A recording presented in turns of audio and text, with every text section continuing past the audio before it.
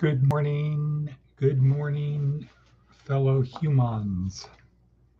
And I spell that Huemonds, colorful nuts.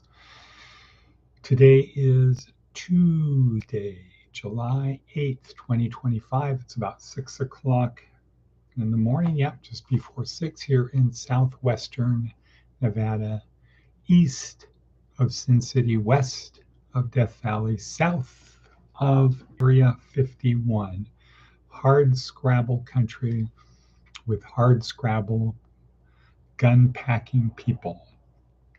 And good morning, what not a bevy, how was your flight, etc. Oh, that really tastes good.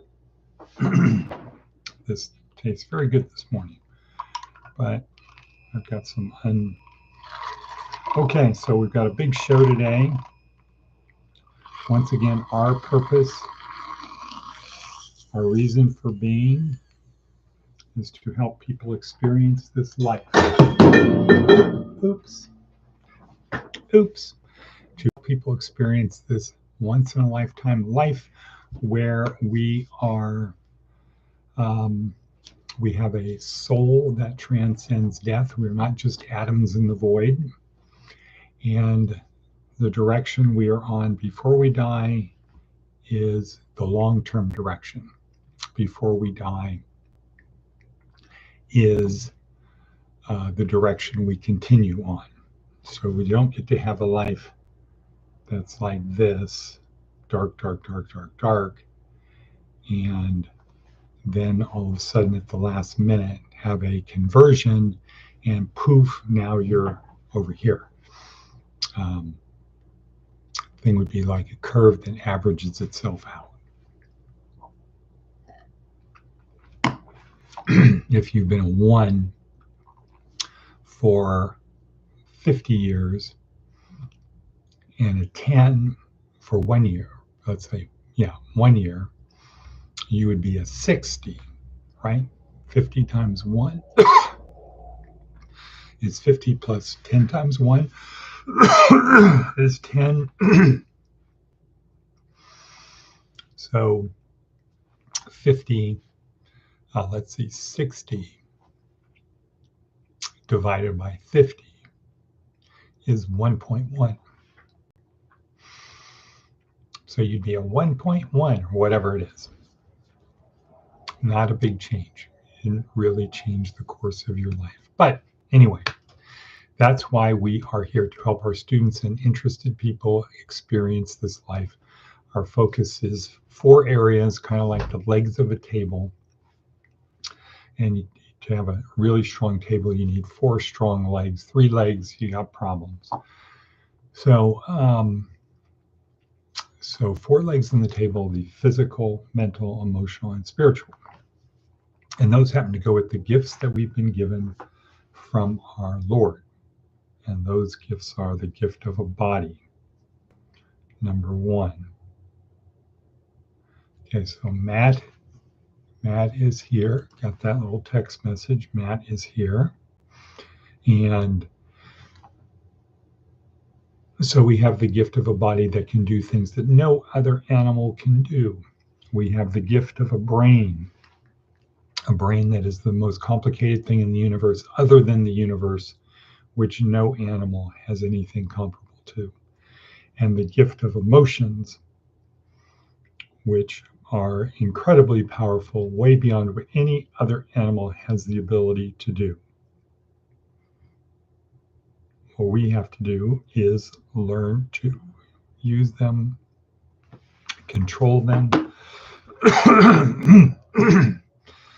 Might have to put it up.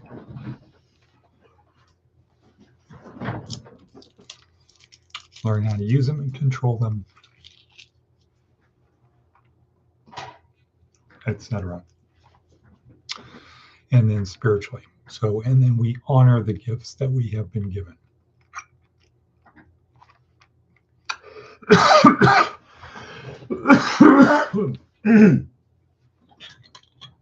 Sorry. Got what they call a tickle in my throat. Okay, but anyway, we have a really big show today. Let me go to the worksheet. You might say, how do we help people on their journey through this life? How do we help people experience this life? We do it two primary ways. The worksheet, which is attached down below. Subscribe, click on the bell, share, you know the thing. We have that down below, plus on our website, YouTube, X, LinkedIn, Facebook, our worksheet, which is the experts talking about how to best use yourself physically, mentally, emotionally, and spiritually. That is down below. And the other way, the second way, is the podcast. And there's two benefits to the podcast. One is just the very practical, create a program and then repetition, make it be unconscious behavior so that you miss it. You feel like you have to do it. That's how we create better habits. A habit being unconscious behavior. All right, so moving right along. Today is day 2 in week 4 of our neuroscience-oriented approach to success. Yet this week is called leadership. What is leadership? Well, leadership is simply getting other people to do what you want. There's no value judgment attached. It's like a hammer is a thing. No value judgment attached. You can use it to build things and you can use it to break things. You have to be skillful to use it to build things. Don't have to really be skillful to break things. It's the same thing with getting other people to do what you want. You can abuse people, you can take advantage of them, manipulate them, use coercion, force, threats, etc. There's the negative side, and then there's the positive side, which is to motivate them, to use reason. Ultimately, it's self-motivation would be the biggest thing to do, where you're not winding people up. That's motivation. I'm winding you up. You're the little ever-ready bunny. I'm winding you up, and you're going to keep going in the direction.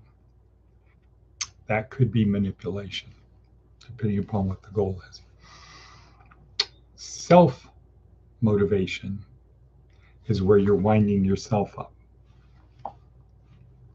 That would be the ideal positive way to do it.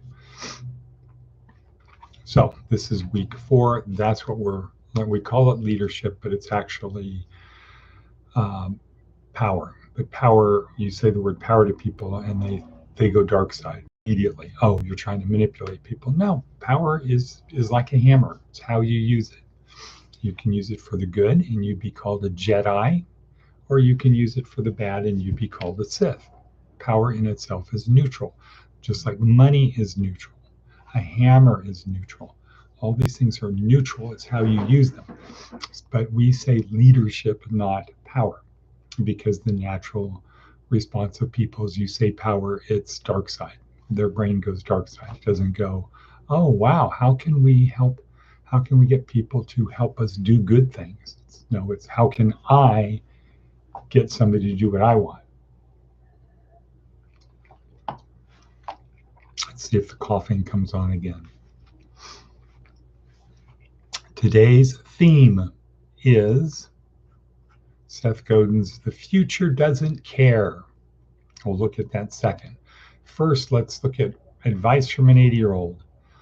Always accept an outstretched hand. Yeah, always accept an outstretched hand. That's a good one. That is a very good one. So advice from an 80-year-old, always accept an outstretched hand. Okay, Seth Godin, the future doesn't care. It doesn't care whether you're excited or filled with trepidation. It arrives regardless. What an opportunity or a threat. Up to us. So it's sort of like power, right? The future isn't bad or good, it's what we do of it. That reminds me of something from Shakespeare.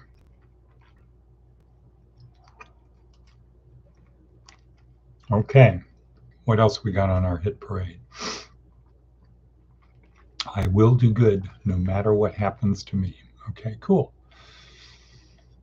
All righty then, let's see. We're going to talk about pure leadership. Yesterday was crisis leadership with Nancy Kane. How do you keep moving forward through the shaky floorboards of doubt? When everything is collapsing around you, people don't trust you. Rudyard Kipling's poem, If you can keep your head while all about you are losing theirs, okay, etc. And racing, because time is racing to, and what's more, you'll be a man, my son. Okay, if. Talking about crisis leadership. Today is pure leadership. Imagine you are the emperor of the world. You're the king of the world. You can have whatever you want. What is it that keeps you from sliding into the abyss of poor behavior? Could anyone overcome such temptation? And the answer is yeah. It turns out there actually was a guy. Marcus Aurelius, the emperor of Rome, 161 to 190 AD. I think so. I think that's when it was. A philosopher, a Stoic philosopher. Could have anything he wanted, but he kept consistently always doing the right thing. So Christianity was a very small thing at this time. It wasn't a threat.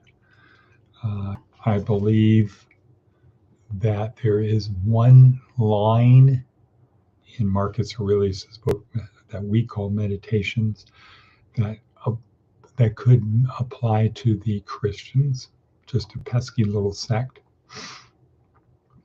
which, 110 years later, well, much less than that would be a big threat, and then ultimately consume it or help destroy it, replace it with something, a different kind of kingdom.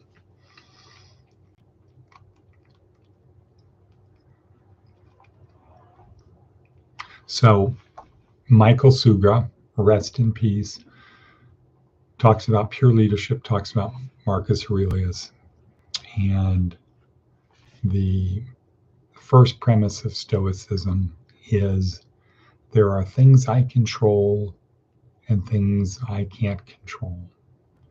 I don't let the things I can't control bother me because I can't control them. What's the point of getting upset with something I can't control?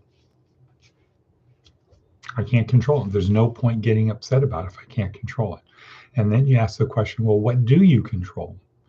And it's kind of like the only thing we can control is ourselves.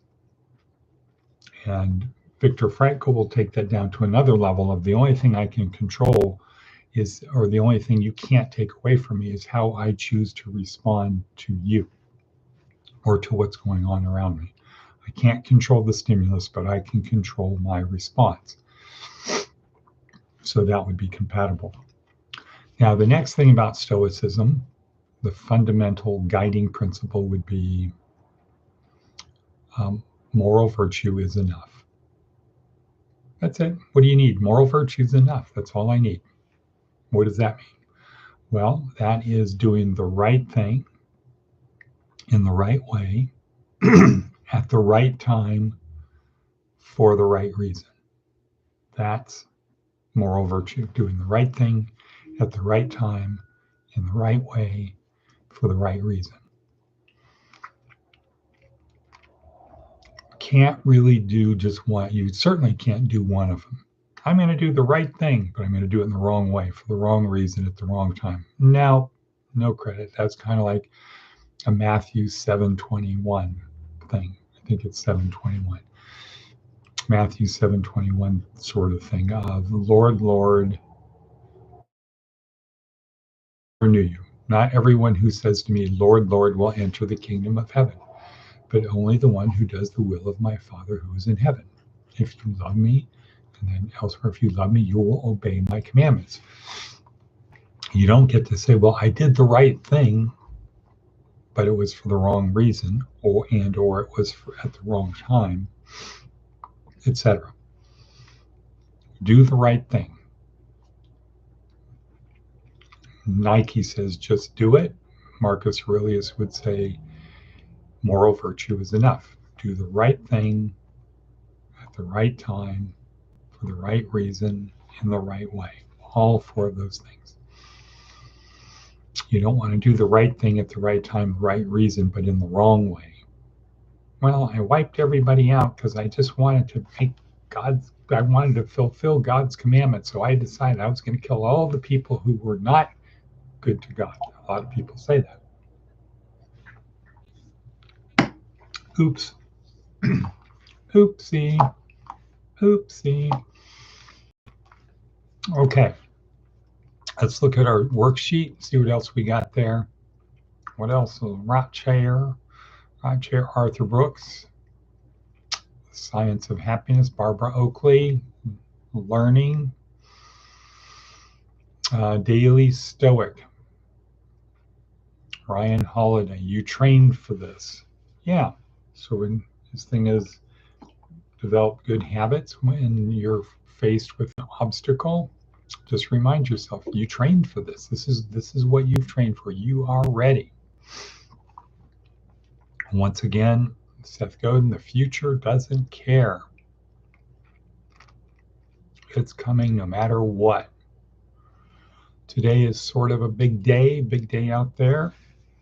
Got a lot of good things planned. We shall see. Appears we got the contract. Well, when I say we, it's not really me. The contract was given to the HR firm to start building 1 million packets. Wow. Good on you, mate. So more about that later. Tomorrow, maybe. We'll see. But anyway, we are at 17:31. What the heck is going on here? Mark Cohen. Picture.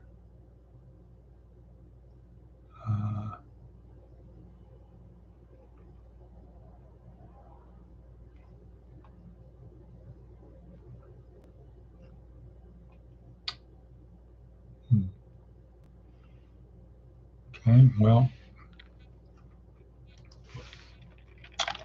don't know what that is and what is the message.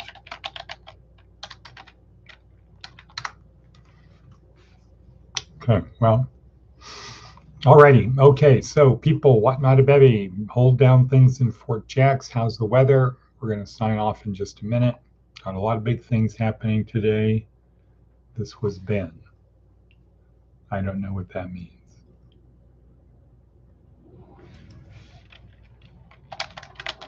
Don't know what that means.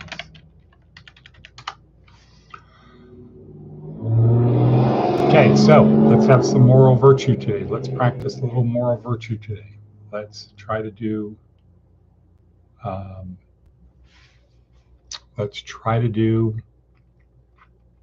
the right thing for the right reason in the right way and at the right time. So with that, how about if we say Om Shiva San Shalom, Scotch and peas. Okay, all right.